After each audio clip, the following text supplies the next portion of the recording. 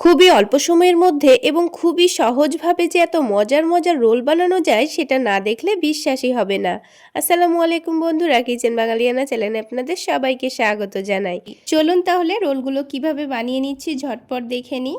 প্রথমেই 1 কাপের থেকে একটু কম ময়দা নিয়ে নিচ্ছি। চাইলে আপনারা আটা দিয়েও পরোটাগুলো বানাতে পারেন। এবার এখানে সামান্য পরিমাণ লবণ, কালো জিরা আর চিনি দিয়ে দিচ্ছি। সব কিছুর পরিমাণই অল্প করে নিয়েছি। আর এই পরোটাগুলো একটু ক্রিস্পি আর একটু টেস্টি ভাব নিয়ে আসার জন্য এখানে 1 টেবিল চামচ পরিমাণ ঘি দিয়ে দিচ্ছি।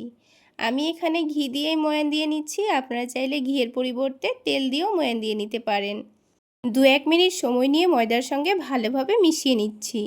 দিয়ে এরকম মুঠো করলে দেখবেন খুব সুন্দর একটা দলা পাকিয়ে আসছে। এবার আমাদের ময়দাটা মেখে নিতে হবে। তো সেই জন্য বারে বারে অল্প অল্প করে পানি দিয়ে ময়দাটা মেখে নেব। একেবারে পানি দিয়ে ফেললে আবার ময়দাটা অনেকটাই নরম হয়ে যেতে পারে, তাই বারে বারে অল্প অল্প করে পানি দিয়ে ডোটা মেখে নেওয়াই ভালো। তো দেখুন ডোটা কিন্তু কিছুক্ষণ ভালো করে মেখে নিয়েছি। আর একটু ভালোভাবে মেখে নিয়ে ডোটাকে অনেকটাই সফট তৈরি করে নিতে হবে। তো সেই জন্য আমি কিছুক্ষণ ভালো করে ডোটাকে মেখে নিয়েছি। আর কাছ থেকে দেখিয়ে দিচ্ছি, দেখুন ডোটা কিন্তু খুব সুন্দর সফট হয়ে গেছে। তো এইভাবেই ডোটাকে মেখে এখন কিছুক্ষণের জন্য রেস্টে রেখে দেব। আর ততক্ষণে এইদিকে রোলের জন্য কিছু সবজিও কেটে নিয়েছি। তো সবজির মধ্যে আমি এখানে ক্যাপসিকাম কুচি করে কেটে নিয়েছি আর টমেটো কুচি করে কেটে নিয়েছি। এখানে দেখুন টমেটোর কিন্তু বীজ আমি নিইনি। এবার এখানে ঝালের জন্য কাঁচামরিচ আর পেঁয়াজ নিয়ে নিয়েছি। এবার এগুলোকে হালকা একটু প্যানের মধ্যে নাড়াচাড়া করে নেব। সেই জন্য অল্প একটু বাটার দিয়ে দিয়েছি। বাটারটা হালকা একটু মেল্ট হয়ে গেলে এখানে সবজিগুলো দিয়ে দেব। 2 থেকে 3 মিনিট মতো নাড়াচাড়া করে নিতে হবে, খুব বেশি গলানো যাবে না। 2-3 মিনিট নাড়াচাড়া করে নিলেই খুব সুন্দর এটা নরম হয়ে যাবে। তো টেস্টের জন্য স্বাদ মতো লবণ দিয়ে দিচ্ছি। এবার সবজিগুলোকে 2 থেকে 3 মিনিট মতোই নাড়াচাড়া করে ভেজে নেব। বেশিক্ষণ ভাজতে গেলে দেখবেন লবণ দেওয়ার কারণে কিন্তু টমেটোগুলো গলে যেতে পারে, তাই লক্ষ্য রেখে এগুলোকে ভেজে নিতে হবে। হালকা একটু ভাজা ভাজা হলে এবার এগুলোকে আমি নামিয়ে নেব। তো এবার এগুলোকে একটা ছড়ানো প্লেটে নামিয়ে ঠান্ডা হওয়ার জন্য রেখে দেব। আর এদিকে এবার আমি আপনাদের পরোটাগুলো তৈরি করে দেখিয়ে দিচ্ছি। এবার এই ময়দার ডোটাকে আবার একটু ভালো করে মেখে নিতে হবে। দেখুন কিছুক্ষণ রেস্টে রাখার জন্য ডোটা কিন্তু আগের থেকে অনেকটাই নরম হয়ে গেছে। তো ডোটাকে আবার একটু ভালোভাবে মেখে নিলে অনেকটাই সফট হয়ে যাবে। তো মেখে নেওয়া হয়ে গেছে। এবার এই ডোটা থেকে আমি কয়েকটা লেচি কেটে নিচ্ছি। মিডিয়াম সাইজের 3টাই লেচি কেটেছি, আপনারা ছোট অথবা বড় করে লেচিগুলো কেটে নিতে পারেন। তো লেচিগুলো থেকে একটা একটা করে লই তৈরি করে রেডি করে রাখবো। তো একটা একটা করে সবগুলো লই আমি তৈরি করে নিয়েছি। এবার পরোটাগুলো বেলে নেব। তার জন্য অল্প করে একটু ময়দা ছড়িয়ে দিচ্ছি। এবার পাতলা করে রুটিটা বেলে নিতে হবে, যতটা সম্ভব পাতলা করে বেলার চেষ্টা করবেন। তো আমি রুটিটাকে অনেকটা পাতলা আর একটু বড় করে বেলে নিয়েছি, আপনারা দেখে নিশ্চয়ই বুঝতে পারছেন। এবার এই রুটির ওপর অল্প করে একটু তেল দিয়ে দেব। আমি পরোটার মধ্যে একটু লেয়ার দেব, সেই জন্য অল্প করে একটু তেল দিয়ে দিয়েছি। তার উপরে অল্প করে একটু ময়দা ছড়িয়ে দেব। তেলটাকে রুটির চারিদিকে ভালোভাবে মাখিয়ে নিতে হবে, দিয়ে অল্প করে ময়দা ছড়িয়ে দিতে হবে। এবারে রুটির নিচের দিকটা থেকে একটু চেপে চেপে রোল করে নিতে হবে। তো আমি কাজটা যেভাবে করছি আপনারা দেখে নিশ্চয়ই বুঝতে পারছেন। এইভাবে একটু চেপে চেপে টাইট করে রোল করে নেওয়া হয়ে গেছে। তারপর এটাকে আবারও আলতো হাতে বেলে নেব। বেলে নেওয়া হয়ে গেলে ওপর থেকে আবারও অল্প করে একটু তেল দিয়ে দেব। তেল দিয়ে ভালোভাবে মাখিয়ে নেওয়ার পর সামান্য পরিমাণ ময়দা ছড়িয়ে দেব। তারপর এটাকে আবারও ঠিক একইভাবে চেপে চেপে রোল করে নিতে হবে। এবার দেখুন খুব সুন্দর কিন্তু একটা লাচ্ছা পরোটার মতো লেচি আমাদের রেডি হয়ে গেছে। ঠিক একইভাবে বাকি দুটোকেও রেডি করে নিতে হবে। সবগুলো লেচি রেডি করার পর 5 মিনিট মতো রেস্টে রেখেছিলাম। তারপর প্রথমে যে লেচিটা তৈরি করেছিলাম সেটা থেকে পরোটাটা প্রথমে বেলে নেব। তো পরোটাটা বেলার সময় অবশ্যই আলতো হাতে বেলে নিতে হবে। আর 5 মিনিট রেস্টে রাখার জন্য কিন্তু লেচিটা অনেকটাই নরম হয়ে যাবে, তাই পরোটাটা বেলতেও কিন্তু কোনো অসুবিধা হবে না। আমি অনেকটা পাতলা করে রুটিটাকে বেলে নিয়েছি। এবার আমি আপনাদের পরোটাগুলো তৈরি করে দেখিয়ে দিচ্ছি। তো প্যানটা হালকা গরম করে নিয়েছি। এখন কিন্তু প্যানের মধ্যে আমি কোনো রকম তেল ব্যবহার করিনি। প্রথমে রুটিগুলোকে একটু সেঁকে তুলে রাখতে হবে। তো দেখুন খুব সুন্দর করে কিন্তু একটা রুটি সেঁকে নেওয়া হয়ে গেছে। বাকি দুটোকেও ঠিক একইভাবে সেঁকে নিয়েছি। এবার পরোটাগুলো ভাজার আগে ডিম ভেঙে নেব। তো আমি এখানে 3টে পরোটা তৈরি করে নেওয়ার জন্য 3টা ডিম ভেঙে নিচ্ছি। ডিমের পরিমাণটা কমিয়ে অথবা বাড়িয়েও নিতে পারেন।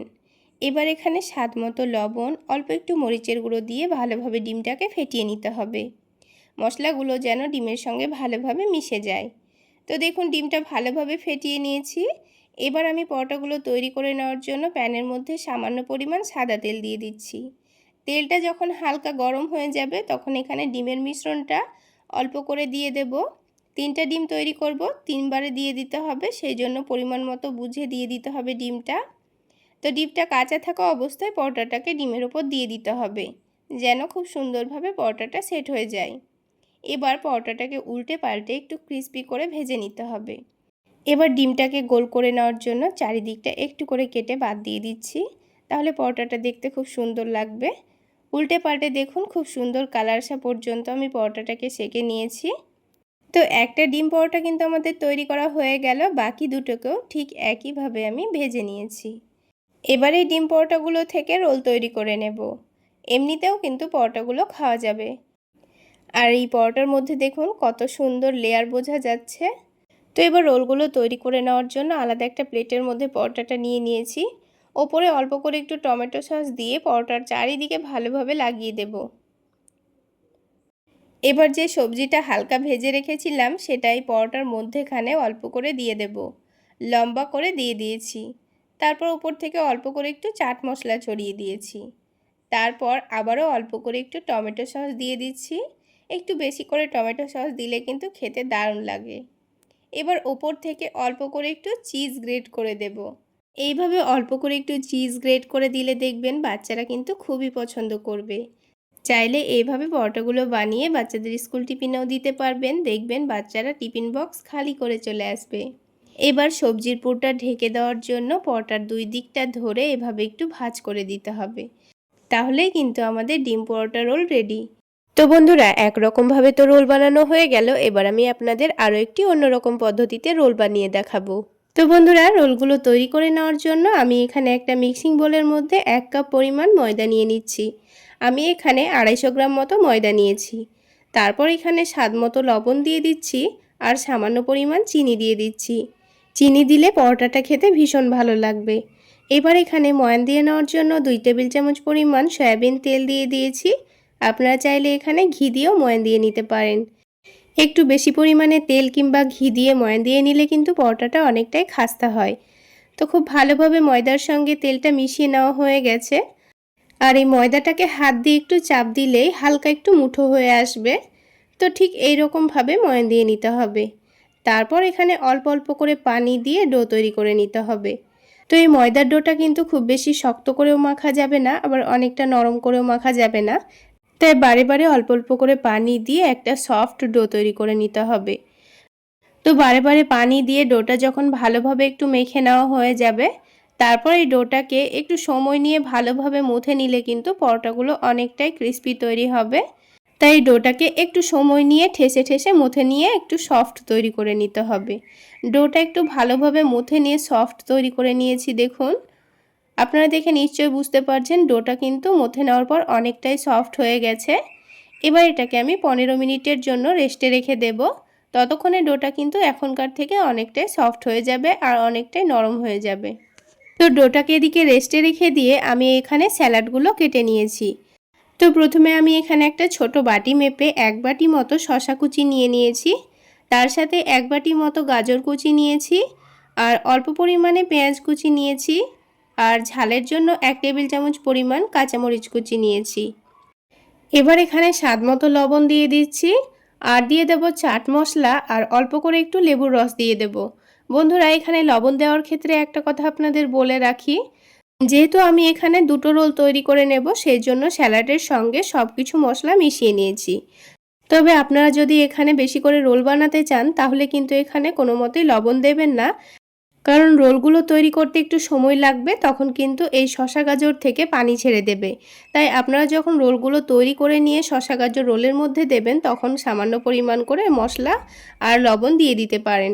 তো আমি আমার সুবিধার জন্য এখানে একসঙ্গে মাখিয়ে নিয়েছি, কারণ 2টো রোল তৈরি করতে শসা গাজর থেকে খুব একটা পানি ছাড়বে না। তো এবার এই ডোটা দেখুন 15 মিনিট মতো হয়ে গেছে, আর দেখুন আগের থেকে অনেকটাই নরম আর সফট হয়ে গেছে। তো এবার এই ডোটাকে আবার একটু ভালোভাবে মথে নেব। তো ডোটা খুব ভালোভাবে মথে নেওয়ার পর দুটো লেচি কেটে নিচ্ছি। আর আজকের এই রোলগুলো একটু বড় বড় করে তৈরি করে নেব, সেই জন্য বড় বড় করে লেচি কেটে নিয়েছি।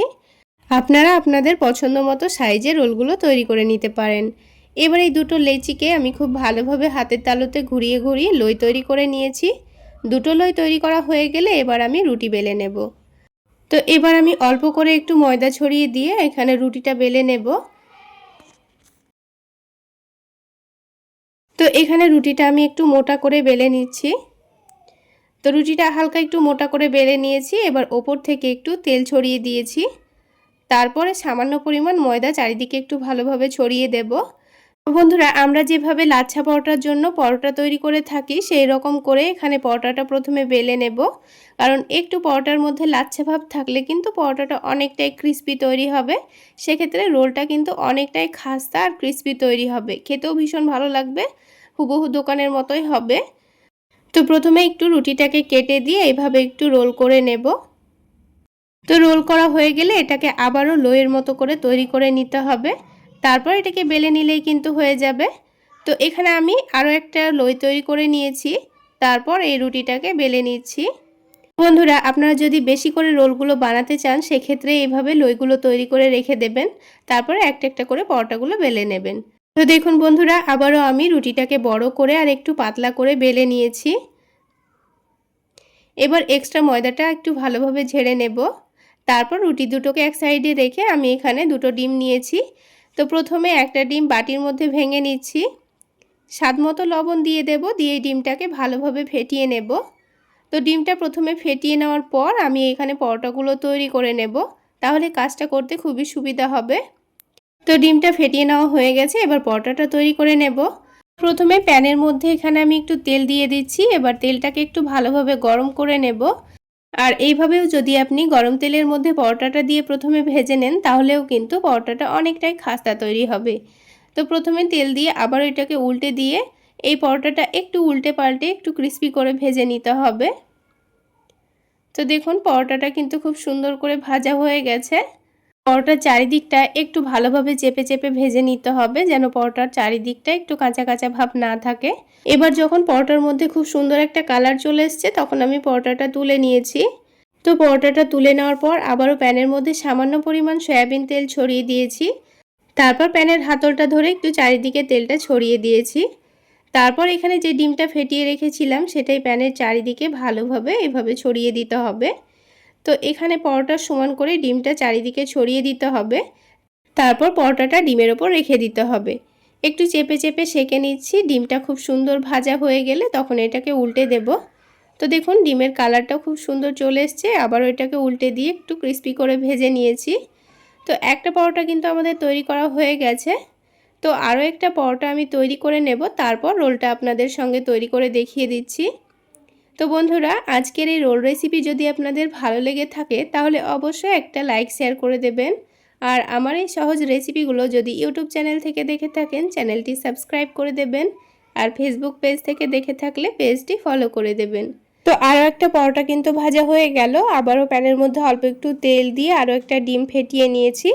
তারপর এখানে তেলের মধ্যে দিয়ে দিয়েছি। আর যদি মনে করেন আপনারা পরোটাটা না তুলে পরোটার ওপরে ডিম দিয়ে পরোটাটাকে ভেজে নিতে, তাও কিন্তু হবে। তো পরোটার ওপর ডিমটাকে ছড়িয়ে দিয়ে এই পরোটাটাকে উল্টে দিলেই খুব সুন্দরভাবে ভাজা হয়ে যাবে। তো আরও একটা পরোটা আমাদের তৈরি করা হয়ে গেল। তো বন্ধুরা, দুটো পরোটাই কিন্তু অনেকটাই ক্রিস্পি তৈরি হয়েছে। এবার যে স্যালাডটা আমি তৈরি করে রেখেছিলাম সেটাই আমি পরোটার মধ্যে দিয়ে রোল করে নেব, তাহলে কিন্তু এগ রোল তৈরি হয়ে যাবে। তো প্রথমে অর্ধেকটা আমি স্যালাড নিয়ে নিচ্ছি, তারপর এক সাইডে এইভাবে করে দিয়ে দিচ্ছি। তো আপনারা যদি প্রথমে মশলা মাখিয়ে না রাখতে চান তাহলে এখানে কিন্তু অল্প করে মশলাগুলো দিয়ে দিতে পারেন।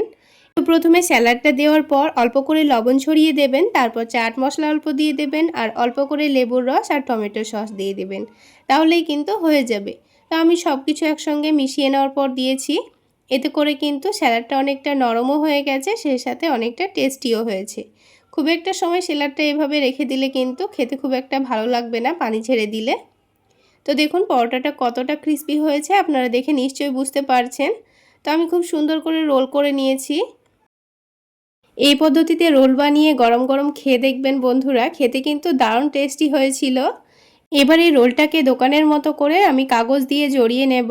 তো বন্ধুরা, আমার রিকোয়েস্ট রইল একবার হলেও এই পদ্ধতিতে রোল বানিয়ে খেয়ে দেখবেন, খেতে দারুণ টেস্টি হয় বন্ধুরা। আর কেউ বানিয়ে খেয়ে থাকলে আমাকে কিন্তু অবশ্যই কমেন্ট সেকশানে জানাবেন খেতে কেমন হয়েছিল।